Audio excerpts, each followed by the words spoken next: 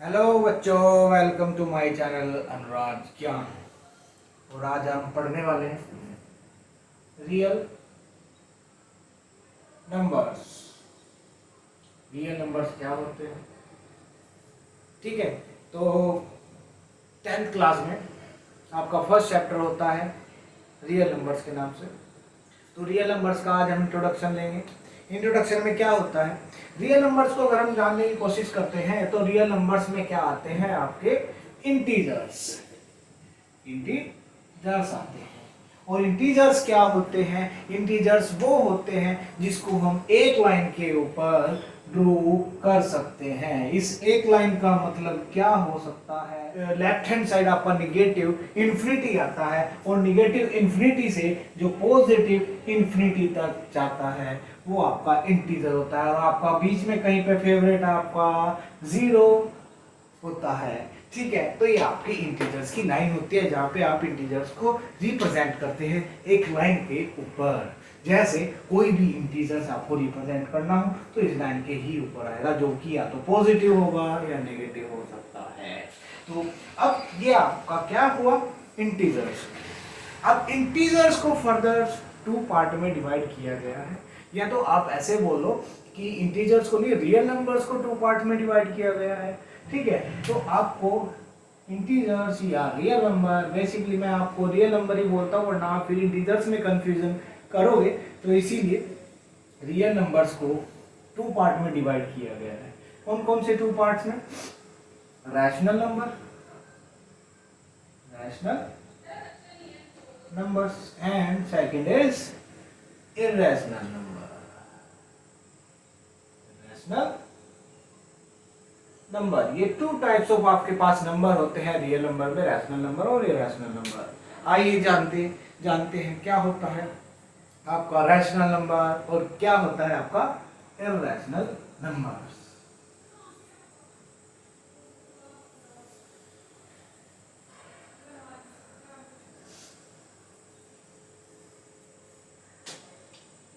अभी हमने देखा कि टू टाइप्स के आपके रियल नंबर्स थे, रैशनल नंबर और आपका इरेशनल नंबर। इरेशनल नंबर, सो किस टाइप के आपके रैशनल होते हैं, किस टाइप के इरेशनल होते हैं? रैशनल नंबर वो नंबर होते हैं जिसको हम किस फॉर्म में लिख सकते हैं, जिसको हम p by q की फॉर्म में लिख सकते हैं। We can write any number in the form of p by q where q does not equal to 0. Condition is that q एक 0 के इक्वल नहीं हो सकता, डज नॉट इक्वल टू 0 होना चाहिए। तो वो ऐसे नंबर्स आपके क्या होते हैं?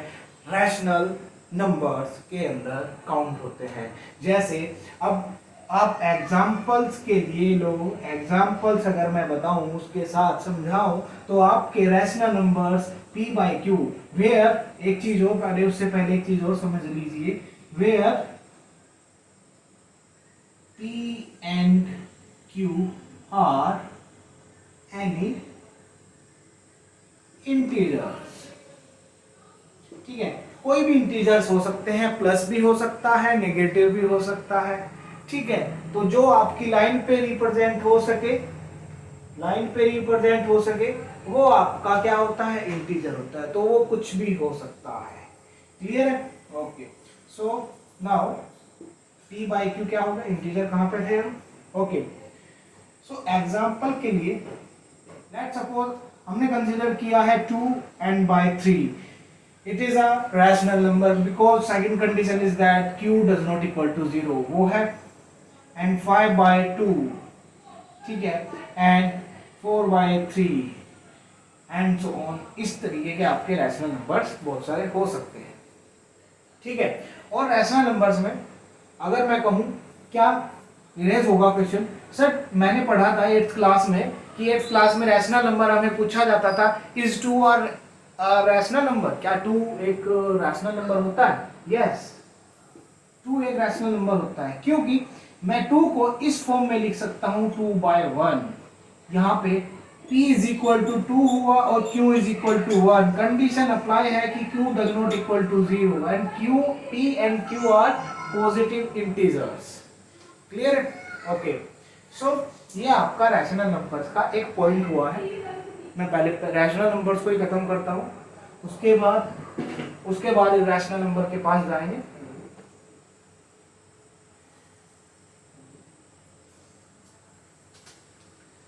ठीक है, तो ये फर्स्ट पॉइंट था, ये आपका रैशनल नंबर इस टाइप के होते हैं। इसका आप सेकंड पॉइंट ये भी कह कहोगे कि इन जो P एंड Q होगा, P एंड Q होंगे आपस में क्या होंगे, को प्राइम होंगे।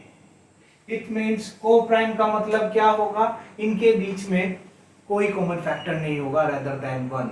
सो P एंड Q में कोई भी कॉमन नंबर नहीं होना चाहिए रेदर देन 1। अब अगर क्वेश्चन आप ऐसे बोलने लग जाओ कि सर 4/2 भी तो एक रैशनल नंबर होंगे, no it is not a rational number. क्यों? क्योंकि दोनों का कॉमन फैक्टर आपका 2 है।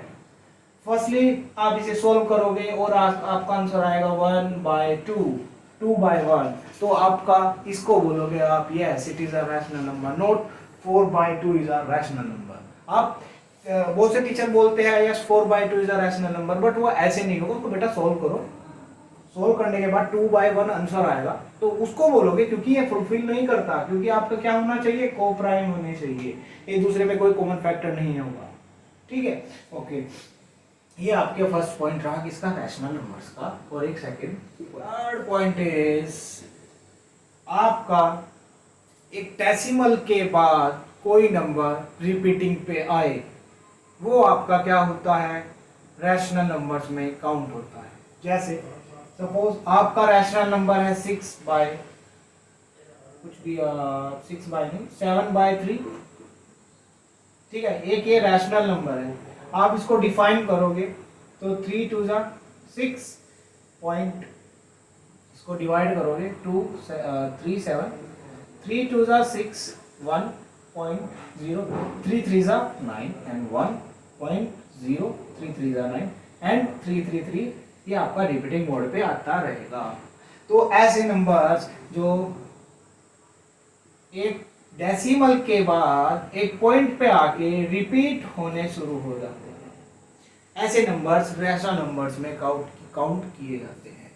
ऐसा नंबर्स भी हो सकता है कोई सपोज कोई भी ऐसा नंबर है 0.373737। तो यहाँ पे क्या है आपका 3737 एंड सम टाइम तक रिपीट होता जाएगा। तो इसको हम ऐसे लिख सकते हैं 30। एक आपने 9th क्लास में ये भी पढ़ा होगा, कि नहीं पढ़ा है तो मैं बता देता हूँ। जब रिपीटिंग मोड पे कोई नंबर आता है डेसिमल के बाद, वो जो नंबर रिपीटिंग मोड पे है उसको एक ही बार में बार लगाकर लिख देते हैं। तो इसके ऊपर मैं क्या लगा दूंगा, 37 के ऊपर बार लगा दूंगा। तो ये आपका थर्ड पॉइंट था कि रैशनल नंबर्स में काउंट किए जाते हैं। अब ये बताने के बाद ऐसे नंबर्स को हम रैशनल नंबर्स में टर्मिनेटिंग भी बोलते हैं, टर्मिनेटिंग नंबर। ठीक है, और इरैशनल नंबर्स के पास जाते हैं। ये आपका रैशनल नंबर्स था। तो क्या आपके रैशनल नंबर होते हैं, क्या उनकी कंडीशंस होती है, इंपॉर्टेंट है, आपकी इस चैप्टर में बहुत काम आएंगी। तो ध्यान रहे, थोड़ा ध्यान रखना इन चीजों का अच्छे से। अब हम पढ़ने वाले हैं irrational number.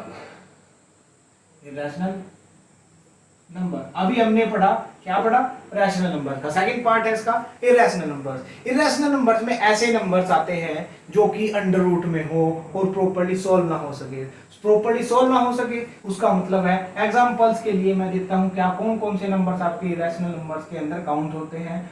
√2 and √3, √5, √7, √8, √10 and so on. ऐसे नंबर्स आपके इरैशनल नंबर्स में काउंट होते हैं। और वो ही क्यों होते हैं, क्योंकि अगर मैं √2 की वैल्यू लिखने चाहूं तो √2 की वैल्यू होती है 1.4142 एंड सो, मतलब बहुत सारे नंबर्स हैं जो रिपीटिंग मोड में नहीं आते।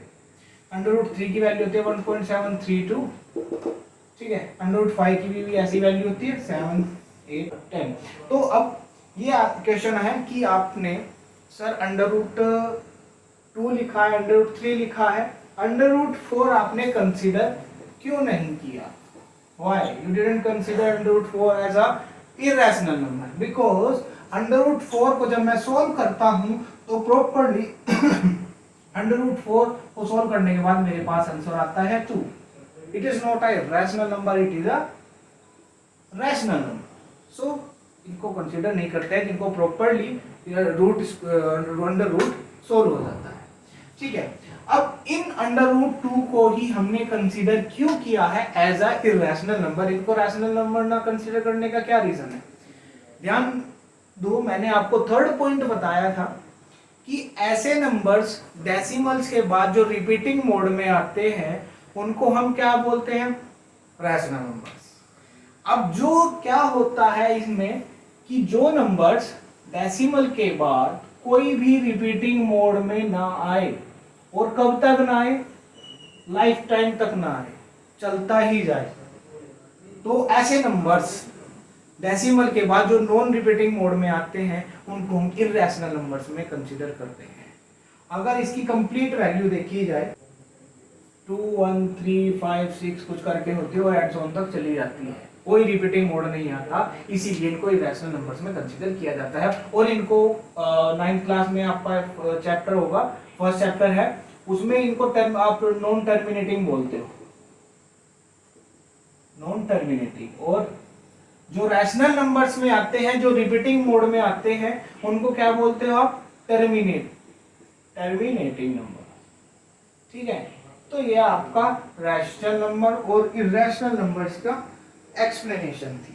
ठीक है, सो इसके कुछ क्वेश्चंस करते हैं। ओके, ये क्वेश्चन है आपके पास, find rational numbers. First question is find rational numbers. आपको रैशनल नंबर दिए हुए हैं, 4 टाइप के, आपको बताना है इनमें से कौन कौन रैशनल नंबर्स हैं।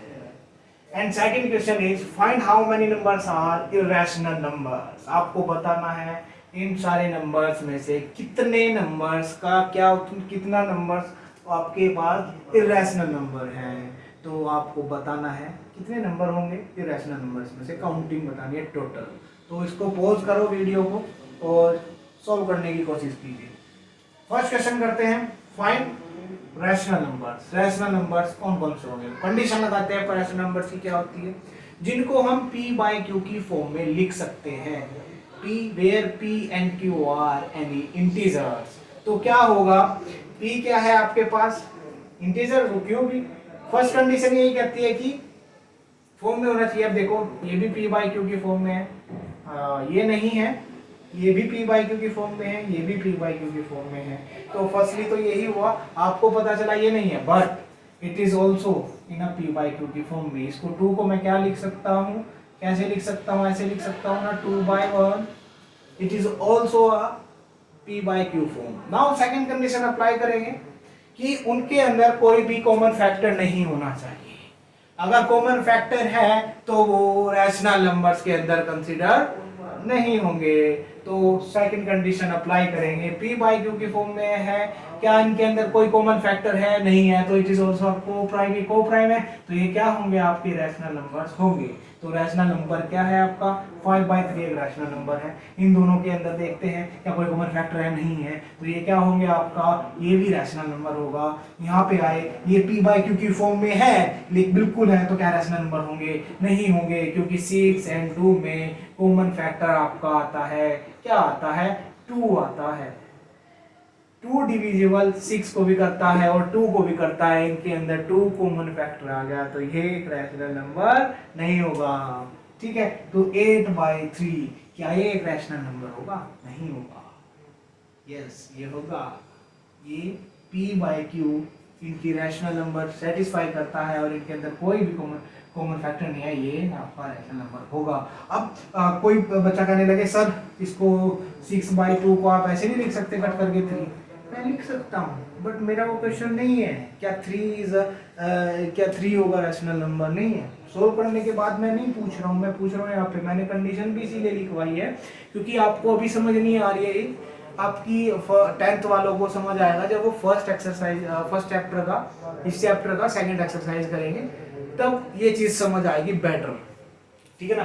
तो आपका यहाँ पे कॉमन फैक्टर है इसलिए नहीं आएगा। ओके, ये फर्स्ट क्वेश्चन था। आपका सेकंड क्वेश्चन ये है कि find how many numbers are irrational numbers. इसमें बताने हैं आपको। तो फर्स्ट इज 5/3, जो भी आपका p बाई क्यू की फॉर्म में होगा वो आपका रैशनल नंबर होगा, बस शर्त उनमें कोई कॉमन फैक्टर ना हो। तो लेट्स सेट 5/3, क्या इनमें कोई को ये 5/3 p/q की फॉर्म में है, yes, where q does not equal to 0 is equal not equal to 0, इस कंडीशन को सेटिस्फाई करता है। सेकंड कंडीशन क्या है, कोई भी कॉमन फैक्टर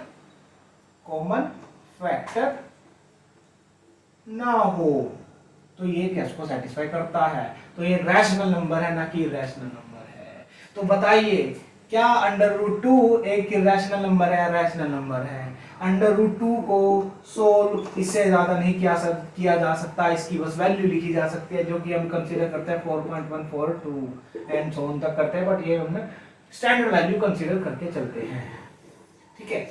और √4 क्या एक रैशनल नंबर होगा, इरैशनल होगा? ये एक रैशनल नंबर होगा, क्योंकि इसको हम सोल्व कर सकते हैं। √4 क्या होता है आपका, 2 होता है, ठीक है। तो ये आपका क्या होगा, 2 एक आपका रैशनल नंबर होता है। √7 आपका क्या होगा, एक इरैशनल नंबर होगा, क्योंकि इसका हम सोल्व नहीं कर सकते। तो 8/4 नहीं, उससे पहले आपका 7/2 भी है। 7/2 आपका इरैशनल होगा, रैशनल क्योंकि p/q की फॉर्म में है, तो क्या हो जाएगा आपका rational number. Second condition apply करो, कॉमन फैक्टर है नहीं है, कॉमन फैक्टर इनके अंदर नहीं है, तो ये आपका क्या हो जाएगा, एक रैशनल नंबर। 8/4 ये भी p/q की फॉर्म में है। सेकंड क्या होगा, फैक्टर देखना है कि इनके अंदर क्या कोई कॉमन फैक्टर है, यस 2 भी है और 4 भी है, तो ये आपके रैशनल नंबर में कंसीडर नहीं किए जाएंगे। ओके, 10/5 ये भी नहीं किए जाएंगे, क्योंकि इनके अंदर भी कॉमन फैक्टर है। 3/2 ये एक रैशनल नंबर होगा। क्या √8 आपका रैशनल नंबर में होगा? यस, ये आपका इरैशनल होगा, रैशनल नहीं होगा, इरैशनल, क्योंकि इसकी एक कंप्लीट वैल्यू नहीं होती। इसको हम लिख सकते हैं 2√2। सर ये आपने 2√2 कैसे लिख दिया? इसको हमने ऐसे लिख दिया कि √8 को मैं लिख सकता हूँ √4 × 2 लिख सकता हूँ, और √4 वी नो दैट √4 क्या होता है, 2 होता है, और 2 के पास एज इट इज √ रह गया। 4 था जो सोल्व होके बाहर आया 2, तो √2 बचा, तो इसको लिख सकते हैं 2√2। और √2 की वैल्यू आपने √2 की वैल्यू हमें पता है 0.1410402 है, समथिंग होती है, ठीक है, जो कि इरैशनल नंबर होता है। तो ये आपका क्या होगा, इरैशनल नंबर होगा। √16 बेटा क्या होता है, √16 की वैल्यू होती है 4, तो ये एक इरैशनल नंबर ना होके, ये आपका इरैशनल नंबर ना होके आपको क्या होगा, रैशनल नंबर होगा। अब सेकंड में आता है √11 इज अ प्राइम नंबर, ठीक है। ओके, सो √11 का भी कोई फैक्टर या कोई रूट स्क्वायर सोल्व नहीं हो सकता, तो it is also a irrational number. Okay, so जिसने को प्राइम मैंने पढ़ाया, प्राइम नंबर का भी नाम लिया, एक कंपोजिट नंबर भी होता है, जिन्होंने वो नहीं समझ आया तो मैंने अभी अपनी एक वीडियो अपलोड की है, उस पर जाके देख ले। ओके, मैं डिस्क्रिप्शन में डाल दूंगा लिंक उसका। Okay, thank you.